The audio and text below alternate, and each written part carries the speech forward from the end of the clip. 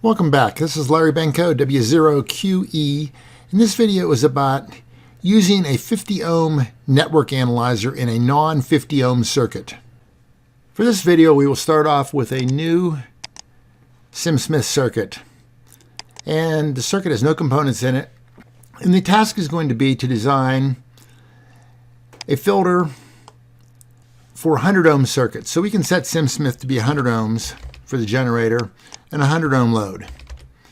And the circuit I'm going to put in here is going to be a 5-pole Chebyshev circuit. It's going to be a low-pass filter, but it really doesn't matter what the circuit is. So I drag a capacitor out here.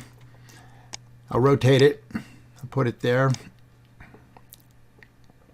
Drag another capacitor out. Rotate it. Drag another capacitor out. Rotate it again. I'm rotating it by hitting the R key. I grab those two components. I'm going to move them a little bit more space between them. I'm going to make them a little bit larger. And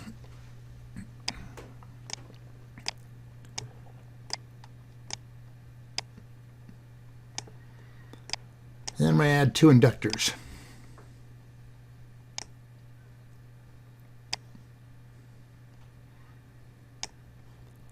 Need some ground connections on the capacitors.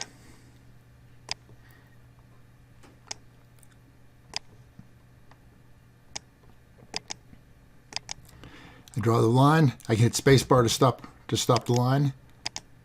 Spacebar again.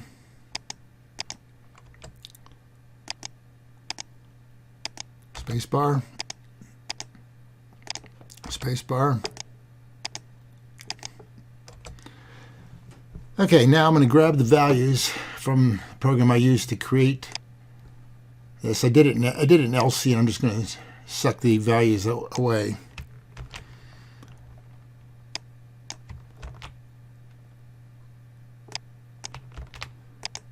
Didn't quite get enough space between those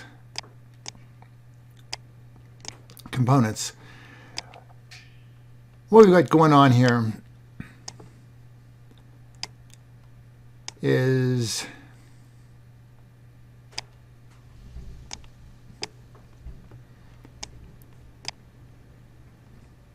some components I'm going to specify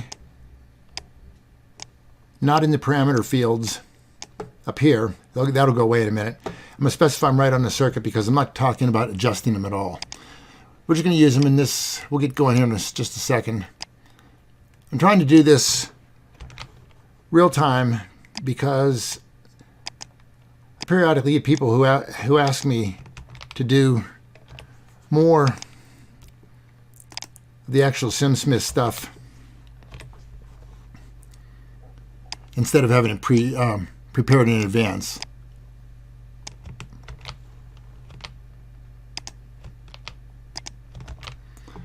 Okay, there we are. I have two inductors which have Q of 200. I have three capacitors which have Q of 2000, and they are of these values: 120.3 picofarads, 251 picofarads, and the inductors are 2.07 or 2.08 microhenries. Now, this circuit is pretty conventional. So if we plot this circuit, we're going to plot it, say, from 1 to 100 megahertz. It was designed to be a 10 megahertz low-pass filter. And let's see, let's set the spacing to be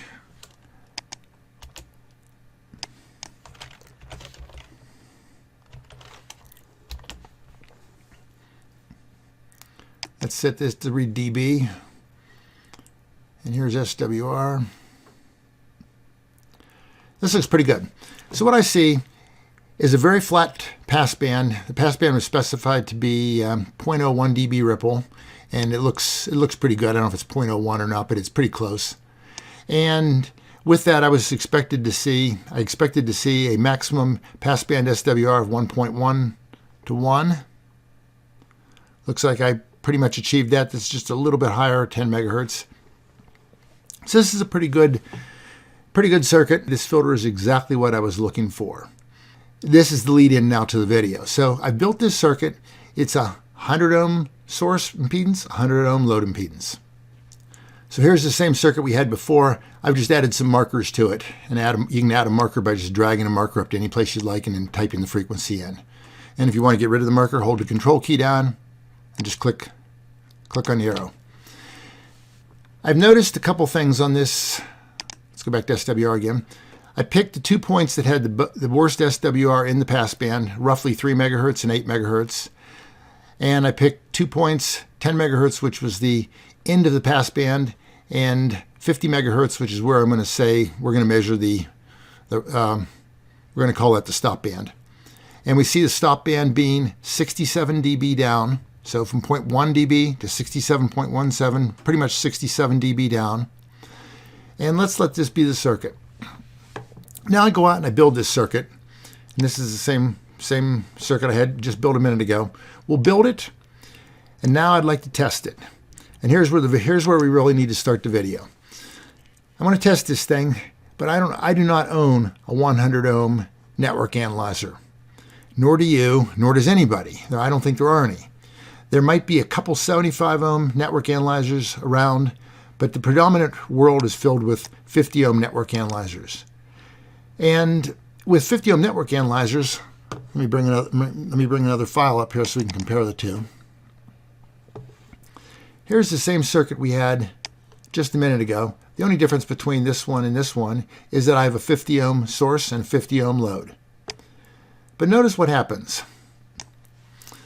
My passband, which was very flat before, is no longer flat, and my SWR, which was only 1.1 to 1 or less before in the passband, now, make this read SWR, we see almost a 4 to 1 SWR in the passband, and we see a ripple of nearly 2 dB in the passband. 2 dB ripple in the passband, 4 to 1 almost SWR in the passband, and the roll-off now goes from basically 0.2 dB to 62. It was 67 dB before. Now it's only 62.7 dB. This is not the right.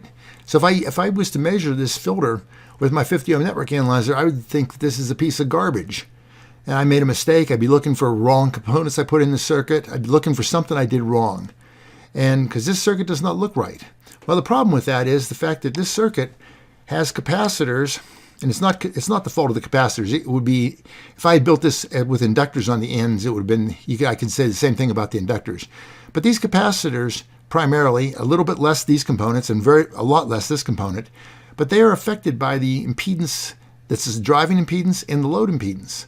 So these values are set based on 100 ohms expected driving impedance and 100 ohms expected load impedance, but we're providing it with 50 ohms. 50 ohms makes the effect of these shunt components less important than it would be normally with 100 ohms. And an inverse would occur with the inductors, except they would become more important with the lower impedance. They would become less important if these were higher impedances than you had specified the filter originally for. So once you realize that this is not what you should be doing, you can say to yourself, well, how can I measure this filter? I built this filter. I want to know if it works or not. So what can I do? So let's try this circuit. Again, same filter as before exactly. Nothing's changed. But now I'm going to put some transformers in here. And my transformers are going to match my 50 ohm impedance here to 100 ohms there, my 100 ohm impedance here to 50 there. And you can say, well, this is a really nice way to do this. I ended up with an extra low SWR right here, which I did not have in the original one. But that's due to the shunt inductance values of these two matching transformers. However, look at the values here. To get down to 1 megahertz, I needed to go up to values like 200 microhenries and 400 microhenries. And it's impossible to get a coefficient of coupling of 1. Even if this was 0.999, look what it does to our SWR. The passband didn't change too much. And the same thing true of this one. If we made this 0.999, and you can't build anything with a coefficient of coupling of 0.999. So while this becomes a nice thing to look at and think that this is going to be good for us, I would have to build maybe a low frequency set of transformers, a mid-frequency set of transformers and a high-frequency set to get these to work. I could use, at the low end, I'd use a lot of inductance. I'd have to compensate for the shunt inductance, which I can do. And I might be able to get something that would go from 1 megahertz to maybe 6 or 7 megahertz very, very well. And then something that maybe go from 5 or 6 megahertz to maybe 20 or 30, and to do that very well. And then something that would go from, say, 30 to 100, and it would do that well. That's a lot of stuff to make. And while this is doable, it does not pass my test of wanting to go ahead and make that. This is more complicated to build these than it was to build the filter. So then we might say to ourselves, let's try this circuit. Here we take the 50 ohm generator, we put 50 ohms in series with it. That gives us 100 ohms. So the filter here, again, it's the same filter. It looks like it's being driven with a 100 ohm source. That's good. It also looks like it has a 100 ohm load on it. 50 ohms here, 50 ohms there, 100 ohm load. Yet, when we look at SWR, the SWR looks weird. And let's look at why the SWR is not right. Well, it's not right because looking into this generator is calibrated to be a 50 ohm 1-to-1 SWR. If you have a 50 ohm impedance, it will tell me it's a 1-to-1 SWR. Well, I have 100 ohms here nominally in the passband, plus 50, which is 150, which is a 3-to-1 SWR. What I see here is approximately a 3-to-1 SWR across the passband. Then the SWR rises to over 20, and then the SWR comes down again in the stop band. And we know that a passive filter gives you loss not due to dissipation in the components, but gives you loss due to mismatch. We need the SWR to be very, very high here for this to work. This one shows roughly the 67 dB stop band response that we'd expect to see. Now, it doesn't have 0 dB loss. These two resistors add loss, but if we were to move this scale up, we'd have the right pass band. But what we don't have is the right SWR. And we can play some games here if we wanted to. We could calibrate the network analyzer to the end of this point right here. And then we'd be looking at something like this instead, which would be pretty much a 2-to-1 SWR, because it would still be calibrated to a 50 ohm point, even though we moved the reference plane out to here. This still gives us the wrong value. And we can go and do some other things. We can go back to the Smith chart here, and we can look at what we have. Let's go back to the original graph for a minute. The original graph, if we went to this, we see the 3 points, the 3 megahertz, the 8 megahertz, and the 10 megahertz points being all at just at the extremities of the 1.1 to 1 SWR circle. And there's our 10 megahertz, 8 megahertz, and 3 megahertz points just at the 1.1 to 1 SWR point 2. So we can take this and let's just move this over. If we add a command ZCEN, we can move the center point on the Smith chart. And we put a value of 100 in there. And we move this center point over there. Now we see the correct SWR relative to 100 ohms. And SimSmith is capable of doing this type of stuff very nicely. However, you can't make your network analyzer do this. So we're kind of stuck again. So this is close to what we want, but it's really not right. So there's a device that's made, and it's called a minimum loss pad.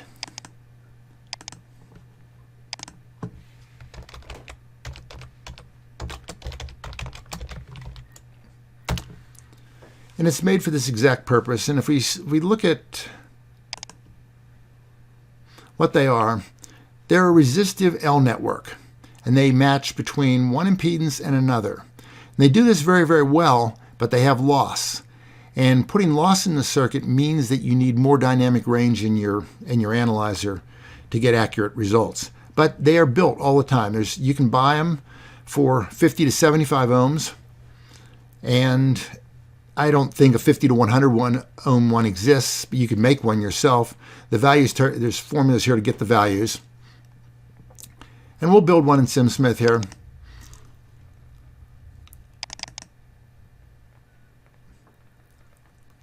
And there it is. Now, if I look at this, on the 100 ohm side, I need a 70.71 ohm resistor and a shunt 70.71 ohm resistor. Looking in from the load here towards the generator, right at this point, I want to see 75 ohms. The generator, looking at this point right here, wants to see 50 ohms. So let's see if that really is the case. We can go back to the Smith chart here, and we can plot G. The impedance of G is 50 ohms. And then we can also plot L dot reverse Z. L dot reverse Z says, right here at the boundary of L, look this direction and tell me what impedance you see. I use there's another function called L dot INVZ, and an inverse Z answers the question, what impedance here gives me a match back here? But we don't want that. We want to know right here, looking this direction, what impedance do I see? Well, we plot that and we see it's 100 ohms. And you can see as you move different values around, both of these points can be arbitrarily moved around. You could have come up with this value empirically by just messing around with SimSmith for a little while, or you could have come up with it by using the formulas. But that is the network we're going to use. So, one final example. So here I have the minimum loss L network in front of between my generator and the filter. Here I have another minimum loss network between here and the load. And now if we look at this, let me shrink these down to make that a little bit bigger. Now if we look at this, go back to SWR, I see a lot of things that are interesting. One is I see the passband having 15.3 dB of loss. Well, the minimum loss network, which I should probably go back to, has a loss of 7.65 dB. Well, 7.65 dB here, 7.65 dB here, gets me to 15.3. We knew this had a tenth of a dB loss before, so there's 15.4 dB.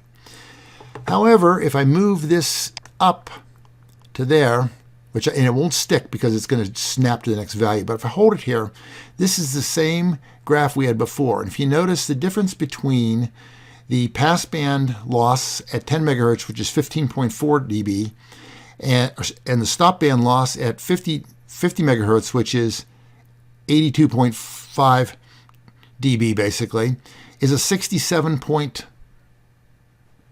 dB difference. 67 dB difference was what the correct answer should have been. So now our analyzer, our 50 ohm VNA with these two minimum loss networks can give us the same passband that we would have gotten had we been able to buy a 100 ohm VNA. Now let's look at the SWR. We were able to achieve this before with one of the previous examples that we got the passband right, but the SWR was bad. So let's look at the SWR here. And as you could expect with these lossy networks in here, what we see is no matter what this SWR is here, it gets improved. Well, all resistive pads, all lossing coax, everything like that makes the SWR better. We see an SWR, it's very, very good, down to low end. We got a passband SWR of less than 1.02 to 1, and a stopband SWR of only 1.4 to 1. And you say, well, that's wrong. And the answer is, you're right, it is wrong. However, let's go back to the first graph again. And this was the 100 ohm VNA with the filter. And this is the correct response exactly as you wanted it. Now we can change from SWR now by clicking up here, and we can get return loss. Return loss is something that is not used too often in amateur radio, but it's used a lot in industry. And there's a good reason for using it in industry, and that'll become apparent here quickly. What we see is we see return loss of 0 down here, which is infinite SWR basically. We see return loss in the passband of greater than 26 dB. 26 dB is about a 1.1 to 1 SWR, or 25. I'm sorry, return loss of 20. It's 25 dB roughly. Let's just call it that. 25 dB return loss.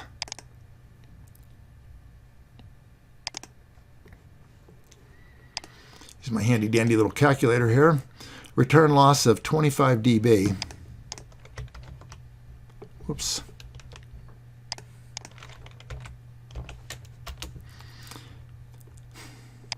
Let's make the directivity here real high. Okay, return loss of 25 dB is an SWR of 1.12 to 1, which is what we're seeing in our graph before. So remember this graph. Just try to remember what it looks like. It has two peaks here, a little before less than 6 megahertz, a little bit less than 10.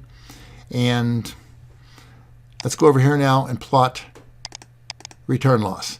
And return loss doesn't look anything like we had before. But remember, we have a 7.6 dB pad, 7.65 dB loss in this pad going this way. The reflected impedance, the reflected signal comes back this way. Another 7.65 dB loss, 15.3. We look at this before. We saw that this was 15.3 dB down here at the lower right. 15.3 dB was the passband. If we take the return loss here and drop it down 15 dB. Now it doesn't line up here because this is really 15.3, so it's 0.3 dB above. Look at this graph. This graph is exactly, let's see if I can get both of these on here at the same time.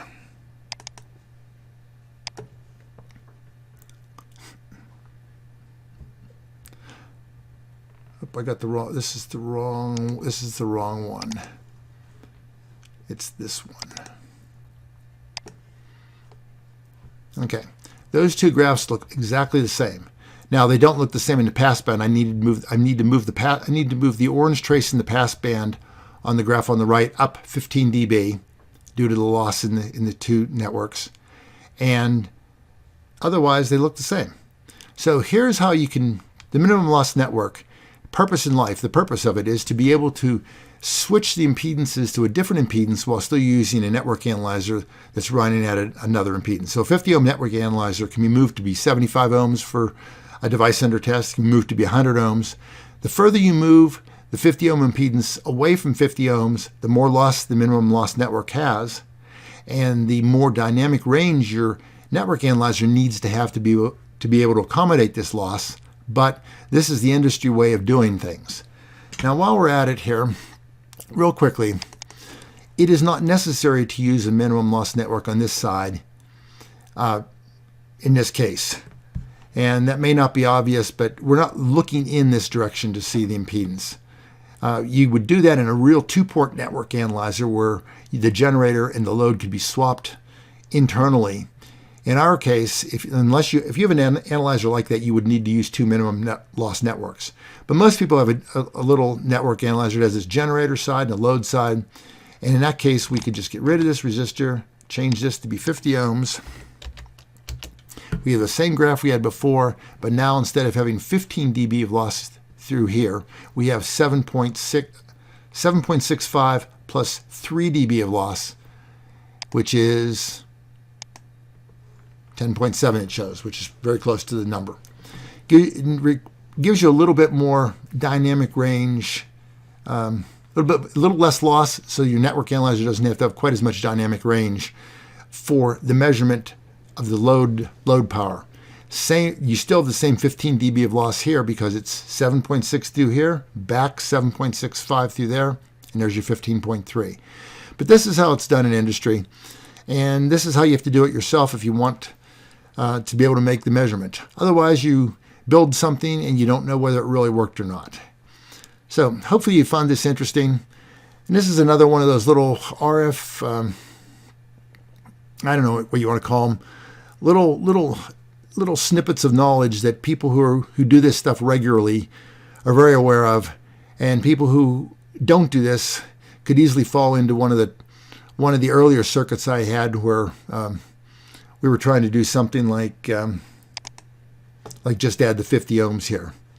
And while we saw on this circuit that this gave us the right passband, and we only needed to move it up by 6 dB instead of 15, it gives us the right answer there, but it does not give us the right answer for SWR. Anyways, hopefully you've enjoyed this video. Let me know if you like it or not. And as usual, I appreciate any comments, and thank you for watching.